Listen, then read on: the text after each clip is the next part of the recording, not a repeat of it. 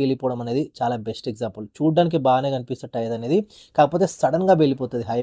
And మనకి nitrogen ఏదైతే చాలా వరకు పెట్రోల్ బంక్స్‌లో అవైలబుల్‌గా ఉంది. సో, నార్మల్ ఎయిర్ బదులు. సో, నార్మల్ ఎయిర్‌కి, నైట్రోజన్ ఎయిర్‌కి తేడా ఏందో కూడా నేను మీకు అదే మొన్ననే ఏపిచ్చిన భయ్. కొత్త పయ్య అప్పుడే వెళ్ళిపోయిందా? ఇది జనరల్ డిస్కషన్.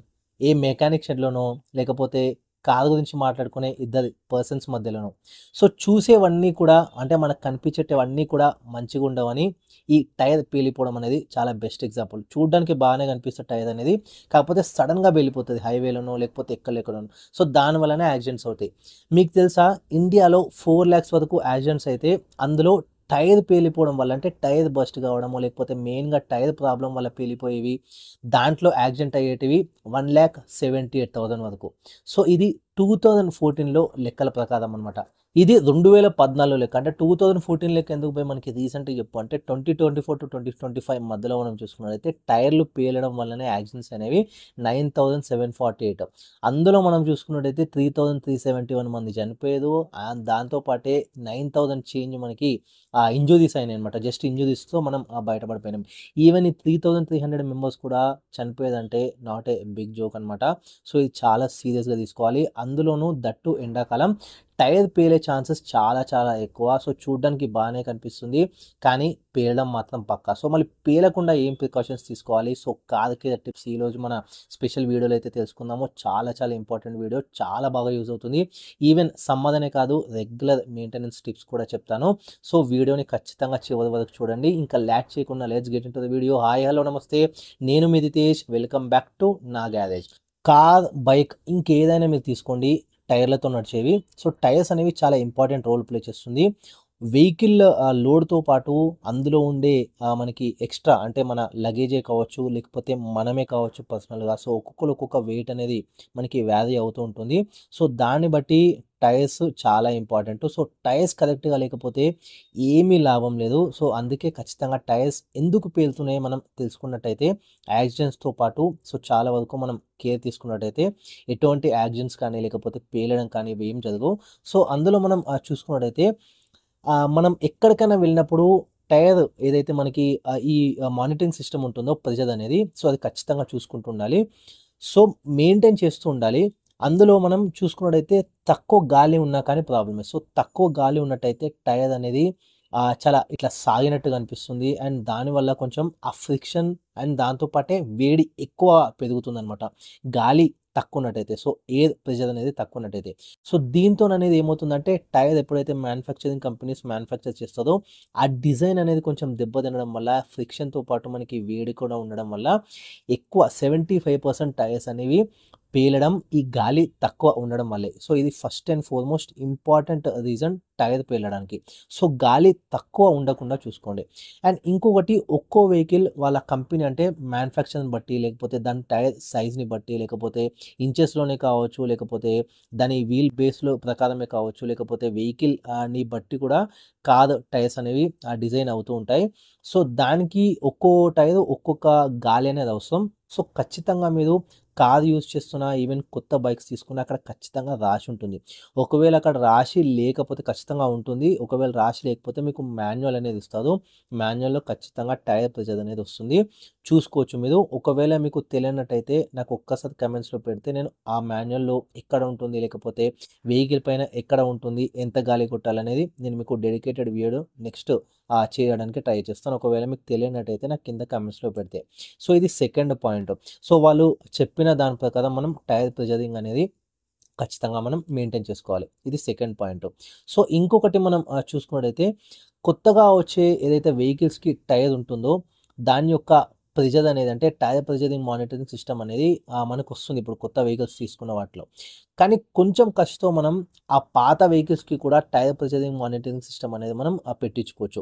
సో, ఇది థర్డ్ పాయింట్. మీకు ఎక్కడైనా మెకానిక్ షెడ్‌లో మీకు కనుక్కున్నా, లేకపోతే బయట ఎక్కడైనా కార్ డెకర్స్‌లోనో, లేకపోతే వేరే మీకు నచ్చిన చోట అంటే కార్ మెకానిక్స్‌కి సంబంధించి, కార్స్‌కి సంబంధించి ఎక్కడైనా మీకు ఐడియా ఉంటే ఒక్కసారి టైర్ ప్రెషరింగ్ మానిటరింగ్ సిస్టమ్ మీకు ఒకవేళ అఫోర్డ్ చేయగలిగితే తక్కువ ఖర్చులోనే అయిపోతుంది, పెట్టించుకోవచ్చు.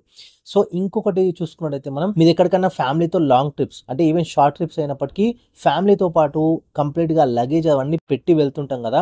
ఆ కేస్‌లో మనం చూసుకున్నట్టయితే ఖచ్చితంగా టైర్ ప్రెషర్ మానిటరింగ్ సిస్టమ్ అనేది చాలా ఇంపార్టెంట్. సో, టైర్ అనేది ప్రెషర్ మానిటర్ మనం చేస్తూ ఉండాలి. అందులో మనం చూసుకున్నట్టయితే 2 పాయింట్స్ మనకి తక్కువ గాలైతే కొట్టియాలి. అంటే రెగ్యులర్‌గా మీరు కొట్టించే గాలి బదులు ఒక 2 పాయింట్స్ లేదా ఈవెన్ 1 పాయింట్ అయినా తక్కువ కొట్టించాలి. ఎందుకంటే ఆల్రెడీ వెహికల్ మనకి ఉంది. సో, ఇన్ని రోజులు మనం ఒక లెక్కలో గాలి కొట్టిస్తున్నాం. కాకపోతే మనకి ఎక్కువ లాంగ్ డ్రైవ్ వెళ్ళకుండా లేకపోతే కంప్లీట్‌గా ఫ్యామిలీని మనం కూర్చోబెట్టకుండా లగేజ్ అంతా పెట్టకుండా మాట. సో, ఇప్పుడు పెట్టిన తర్వాత లగేజు దాంతో పాటే ఫ్యామిలీ అంతా కూడా మనం కూడా వెళ్తున్నప్పుడు ఖచ్చితంగా ఒక 1, 2 పాయింట్స్ తక్కువ కొట్టేయాలి. ఒకవేళ తక్కువ కొట్టించుకోకపోతే మళ్ళీ ఏమవుతుందంటే లాంగ్ డ్రైవ్ వెళ్తాం కాబట్టి సో, చాలా స్పీడ్‌లోనే వెళ్తాం కాబట్టి మనకి ఆ గాలి వల్ల లోపటదంతా కూడా వేడి బాగా వెదుగుతుందనమాట. లాంగ్ డ్రైవ్స్ పెడతాం కాబట్టి. అందులోనూ మళ్ళీ ఎండాకాలం కాబట్టి ఇంకొంచెం మనకి ఆ వేడి అనేది ఎక్కువ రిలీజ్ అయ్యే ఛాన్స్ ఉంటుంది. అండ్ మనకి కంప్లీట్‌గా టైర్ కూడా చాలా ఫాస్ట్‌గా రన్ అవుతుంది. సో, దానివల్ల కూడా కొంచెం ఎఫెక్ట్ అవుతుంది. అందువల్ల మనకి ఏమవుతుందంటే ఆ టైర్ అనేది కొంచెం ఒక 1, 2 పాయింట్స్ మనం తక్కువ కొట్టియాలి. ఎక్కువైనా లాంగ్ డ్రైవ్ వెళ్తున్నప్పుడు లేకపోతే అందరం కలిసి కూర్చున్నప్పుడు లేకపోతే లగేజ్ కూడా పెట్టినప్పుడు. సో, ఈ కేస్‌లో అండ్ ఇంకొక కేస్ మనం చూసుకున్నట్లయితే లాంగ్ డ్రైవ్స్ వెళ్ళినప్పుడు మధ్యలో మనం ఖచ్చితంగా ఆగాలి. అప్పుడు ఏమవుతుందంటే ఆల్రెడీ మనం చాలా వరకు డ్రైవ్ చేస్తున్నాము. సో, చాలా వేడైతే రిలీజ్ అవుతుంది. కంటిన్యూస్‌గా టైర్ తిరుగుతున్నందుకు మధ్యలో మనం ఆగినట్టయితే ఒక్క 15, 20 మినిట్స్ లేదా మాక్సిమం హాఫ్ అన్ అవర్ మనం రెస్ట్ ఇచ్చినట్టయితే అది కూడా కొంచెం నీడలో పార్క్ చేసి రెస్ట్ ఇచ్చినట్టయితే కొంచెం దానికి చల్లబడుతుంది. కొంచెం టైర్ అనేది మళ్ళీ మనకి ఫర్దర్ మనం ట్రావెల్ చేయడానికి కొంచెం రెడీగా ఉంటుంది. సో, ఇది ఇంకొక పాయింట్ అనమాట. అండ్ మనకి నైట్రోజన్ ఏదైతే చాలా వరకు పెట్రోల్ బంక్స్‌లో అవైలబుల్‌గా ఉంది. సో, నార్మల్ ఎయిర్ బదులు. సో, నార్మల్ ఎయిర్‌కి, నైట్రోజన్ ఎయిర్‌కి తేడా ఏందో కూడా నేను మీకు నెక్స్ట్ వీడియోలో ఒకవేళ మీకు కమెంట్స్‌లో కోరుకుంటే ఆ వీడియో కూడా ఇస్తాను. అది కూడా మీరు కమెంట్స్ కోరుకుంటే నాకు ఎక్కువ లైక్ ఇస్తేనే. లేకపోతే ఆ వీడియో అయితే రాదు. అండ్ ఇప్పుడు మనం చూసుకున్నట్టయితే టైర్‌లలో నైట్రోజన్ ఎయిర్ నింపడం మంచిది. సో, నైట్రోజన్ ఎయిర్ మీకు నియర్ బై పెట్రోల్ బంక్స్‌లో మీరు రెగ్యులర్‌గా కొట్టించే పెట్రోల్ బంక్స్‌లో అవైలబుల్‌గా ఉంటే కొట్టించొచ్చు. సో, అది దానివల్ల ఏమవుతుందంటే మనకి ఆ సోర్స్ అనేది తక్కువ ఉంటుందనమాట. అంటే మనకి మండే స్వభావం ఎక్కువ ఉండదు నైట్రోజన్ ఎయిర్ మనం కొట్టించినట్టయితే. అంటే అంత ఈజీగా మనకి వేడెక్కదనమాట నైట్రోజన్ ఎయిర్. మనం దానివల్ల అడ్వాంటేజ్ అది. సో, ఇంకా డీటెయిల్‌గా కావాలంటే మీకు నెక్స్ట్ వీడియోలో వస్తుంది. ఒకవేళ మీకు కమెంట్స్‌లో పెట్టినట్టయితే. సో, ఇప్పుడు ఎండ అంటే సమ్మర్‌లో ఏమవుతుందంటే మనకి ఎండ వేడి పెరిగే కొద్దీ మనకి టైర్‌లలో ఏమవుతుందంటే ఫ్రిక్షన్ బాగా పెరుగుతుందనమాట. అందులో కూడా మళ్ళీ టెంపరేచర్ అనేది బాగా పెరుగుతుంది టైర్‌లో. సో, దాని రిజల్ట్ ఏమవుతుందంటే ఎక్కువ అది ప్రెషర్‌కి ఫీల్ అవుతుందనమాట టైర్ అనేది. సో, దానివల్ల ఏమవుతుందంటే ఒక్కసారి పట్‌మని పేలిపోతుంది. సో, మెయిన్ అదే అనమాట మనకి సమ్మర్‌లో అయితే ఎక్కువ పేలుడు ఛాన్సెస్. సో, ఎంత మంచి టైర్ ఉన్నా కానీ ఒక లెవెల్ వరకే అప్ టు సమ్ ఎక్స్‌టెంట్ వరకే అది తట్టుకోగలవు. సో, బియాండ్ మనం చూసుకున్నట్టయితే ఖచ్చితంగా ఏ టైర్ అయినా పేలాల్సిందే మంచిదైనా. సో, కంట్రోల్ చేయడానికే టైర్ అనేది రెగ్యులర్‌గా మానిటర్ చేస్తుండాలి. ఒకవేళ క్రాక్స్ అంటే పగుళ్ళేమన్నా ఉన్నా లేకపోతే కొంచెం టైర్‌లు ఉబ్బినట్టు కనిపిస్తుంటాయి. మీరు నోటీస్ చేసినట్టయితే కొన్ని వెహికల్స్‌కి. సో, అట్లా ఉబ్బినట్టు కనిపిస్తుందా? సో, స్టార్టింగ్ అంటే బానే ఉంటది చూడడానికి. మెల్లిమెల్లిగా ఎక్కువ ఉబ్బడం స్టార్ట్ అవుతుంది. కంప్లీట్‌గా మనమంతా కూడా ఫ్యామిలీతో వెళ్ళినప్పుడు లేకపోతే ఇంపార్టెంట్ వర్క్ పైన వెళ్ళినప్పుడు ఖచ్చితంగా బర్స్ట్ అయితే అయిపోతుంది.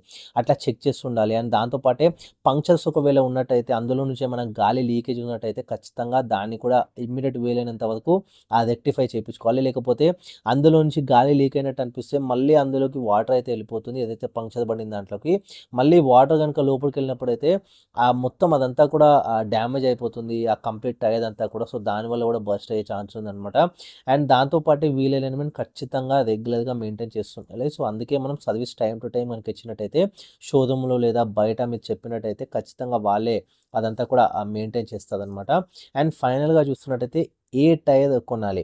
సో, ఎటువంటి టైర్ కొనాలి మనం తెలుసుకునే ముందు మనం చూసుకున్నట్టయితే స్టంట్స్ చేసినా కానీ మనకి ప్రాబ్లమ్ అనమాట. సో, దానివల్ల కూడా టైర్ అనేది డ్యామేజ్ అయ్యే ఛాన్స్ ఉంటుంది.